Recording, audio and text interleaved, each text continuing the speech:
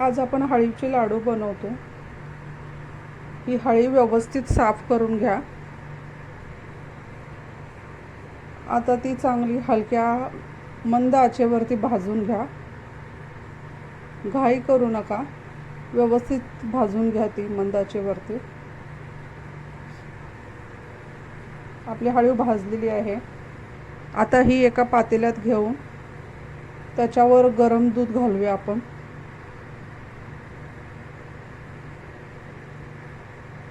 ही 1 वाटी हळीव आहे, त्यात 1 वाटी दूध घातले मी, गरम दूध। तर ही चांगली फुलायला लागेल आता हळीव। चांगलं मिक्स करून घ्या। आता कढई गरम करून त्यामध्ये 1 वाटी साजूक तूप घालून घ्या। तूप चांगले गरम झाले की त्यात बेसन घाला। मी 1 वाटी बेसन आणि 4 वाटी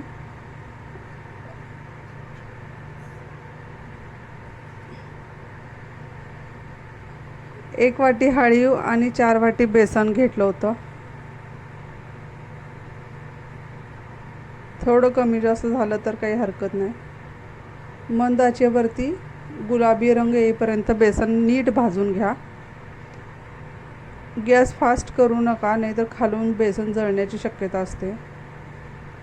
ह्या भाजलेल्या बेसनमध्ये ही फुललेली हळीव मिक्स करून घ्या।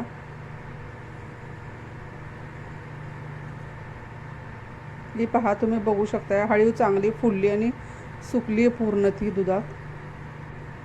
एकत्र करून घ्या। आता इकडे मी ड्रायफ्रूट्स रोस्ट करायला ठेवली आहे। तर 2 चम्मच साजूक तूप घालून मी किशमिश फुलवून घेईन। त्यामध्येच काजू आणि बदाम जे मी बारीक तुकडे करून घेतले ते भाजून घेते। इकडे मी गूळ टाकून घेते बेसन आणि हळीव जी आपण भाजत होतो त्याच्यावर, तर ते उभीने मेल्ट व्हायला लागेल।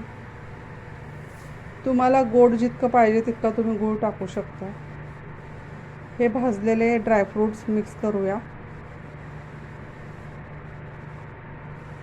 त्याच कढईमध्ये उरलेल्या तुपात आपण सुकं खोबरं भाजून घेऊया थोडं, तेही मिक्स करू।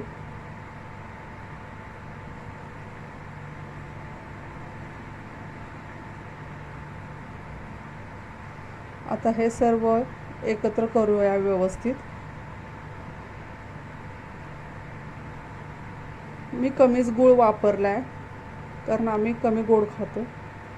आता हे थोडं थंड झाल्यानंतर लाडू बांधून घेऊया। याचे लाडू सहज बांधता येतात आणि तब्येतीसाठी खूप उपयुक्त आहे हळीव। प्लीज सबस्क्राईब करा।